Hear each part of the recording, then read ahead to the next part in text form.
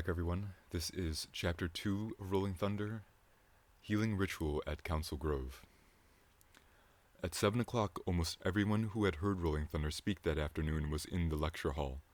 In front of the room sat the injured man, a young man with long hair and a beard. His right pants leg was pulled up to the knee, and I could see the painful-looking bruise. Earlier that day, while Rolling Thunder was answering questions, I had glanced around the lecture hall looking for the injured man. I learned that he had been in bed during the lecture. It had become too painful for him to walk or even stand on his injured leg. The room was silent. The cameras and recorders that had been in the room earlier were absent. Beside the chair where the injured man sat were a large basin with some water in it and a bowl containing the bright red meat.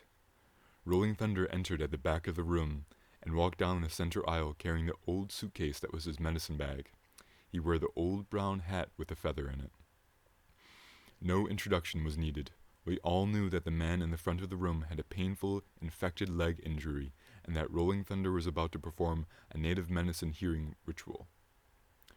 Rolling Thunder had explained in his lecture that there had once been a large number of medicine men throughout the land, but now the nearest natives were miles away. Most of the leaders were gone. There is no longer a chief or a medicine man in this territory, Rolling Thunder said. I had to look into that when I first came here. This was once a place where Indians gathered to hold council. That's how it got its name, Council Grove. But now I find that there are no chiefs or medicine men in this area. Had it been otherwise, Rolling Thunder would have been needed to make contact. Tradition requires permission to perform a healing ritual in another man's domain.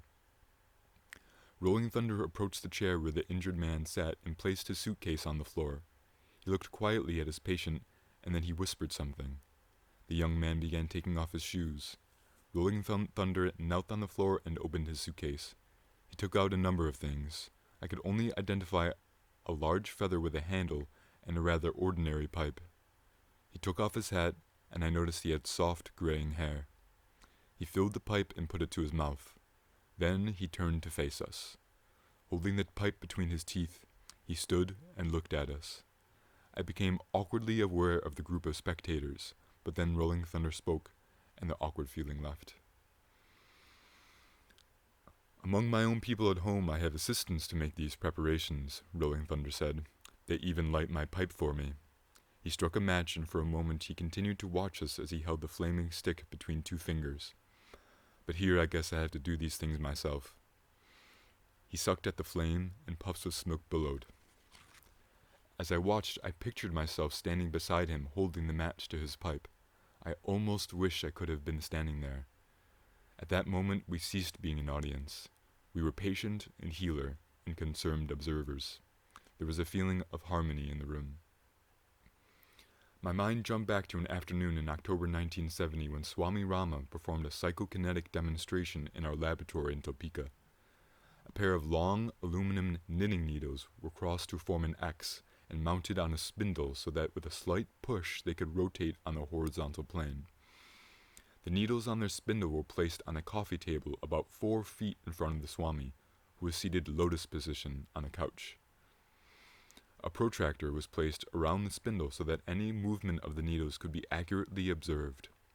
Swami Rama was to cause the needles to turn on the spindle by using a certain chant and the force of his gaze. 7 researchers were in the room to watch the demonstration.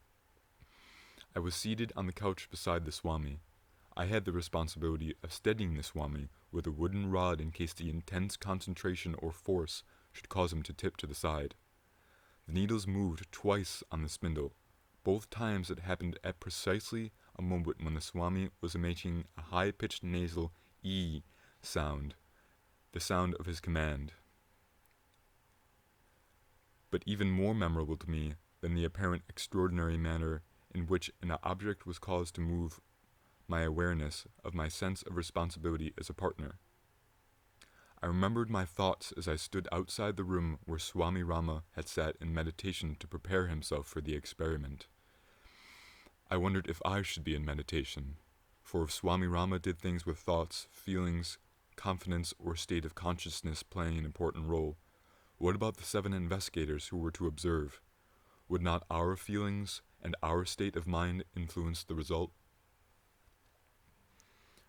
As the healing ritual was about to begin, I watched Rolling Thunder inhale long, deep puffs on the pipe and let the smoke rise from his mouth. I felt the sense of responsibility.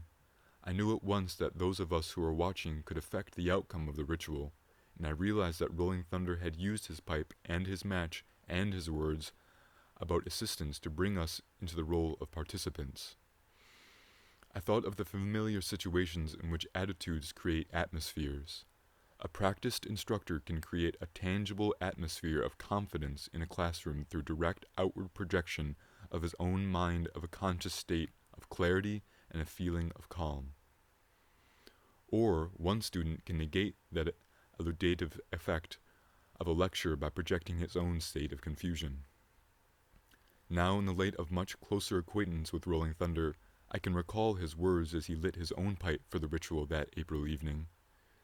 Out of perception, his unusual sense of communication, and his straight and simple manner came words and gestures superbly suited to creating a strong feeling of confidence and an attitude of cooperation.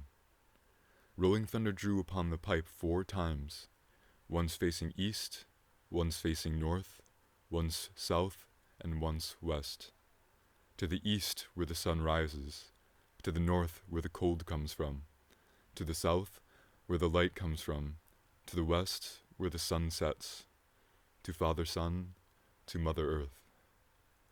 Rolling Thunder handed his pipe to his patient. The injured man also drew 4 times on the pipe and deeply inhaled the smoke. Rolling Thunder spoke to him in a matter-of-fact tone. "Why do you want to be relieved of this condition? Do you just want to feel better? Or what are you going to do? Is there anything else you want to improve or change? Is there anything else you would like to say?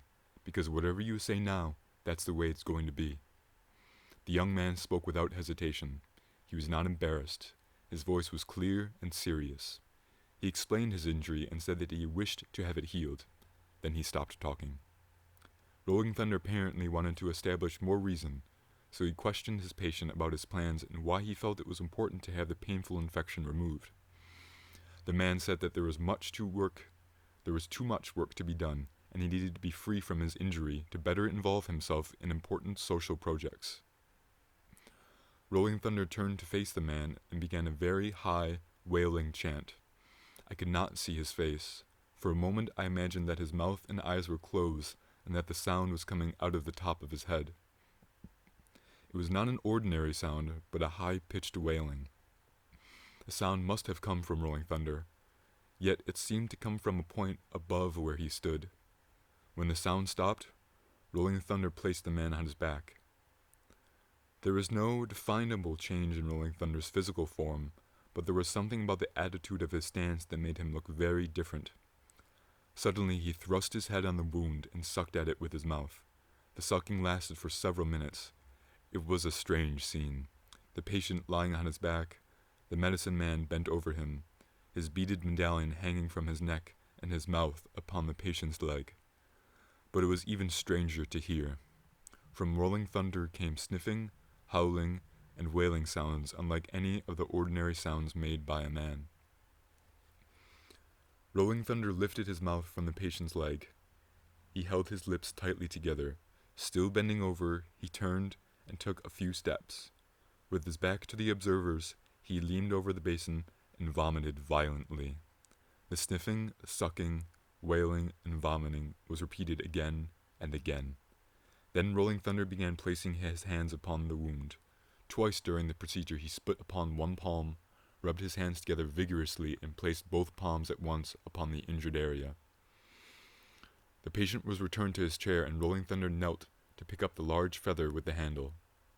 With the feather he made brisk, sweeping motions over the patient's entire body, about his head, along his arms, over his chest, his back, and down to his legs and feet. The feather never quite touched the man or his clothing. Rolling Thunder watched through squinted eyes as he swept. It seemed he was sweeping at something that was invisible to me. Several times he stopped sweeping and turned aside, and with a strong snap of his arm shook the feather at the raw meat. He put his things back into his case and closed it. In the afternoon he had suggested that he might answer more questions after the ritual was over. But now he picked up his bag and said, "I don't feel like answering questions at this time. I don't feel too good just now." He pointed to the patient in the chair. "You can talk to him." He started through the aisle with his suitcase in one hand and his hat in the other. Then he turned and looked. "Now that meat should be burned to ashes, and make sure that no one touches it." When Rolling Thunder left the room, several doctors moved forward and examined the patient's leg. The consensus was that the color had returned to normal, the swelling had decreased, and the flesh around the wound was flexible instead of hard. The young man reported that the pain was gone. People began milling around. 2 large tables were pulled out from the back wall, and the patient, who had been in bed with pain, began an active game of ping pong. I watched the game, but as I watched I thought about the ritual. I knew I had not seen enough of what had really happened. I felt something good had been accomplished and that I would like to understand it better. I thought of countless natives for centuries held healing rituals, neither hypothesizing nor validating results, but simply experiencing them.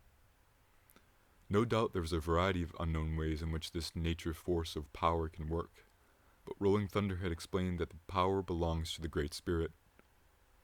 This seemed to me an appropriate expression when I considered that the Great Spirit is a name, when there must be one, for the collective conscious will energy of the universe, and that one who is sufficiently prepared and purified becomes a clear channel for his power.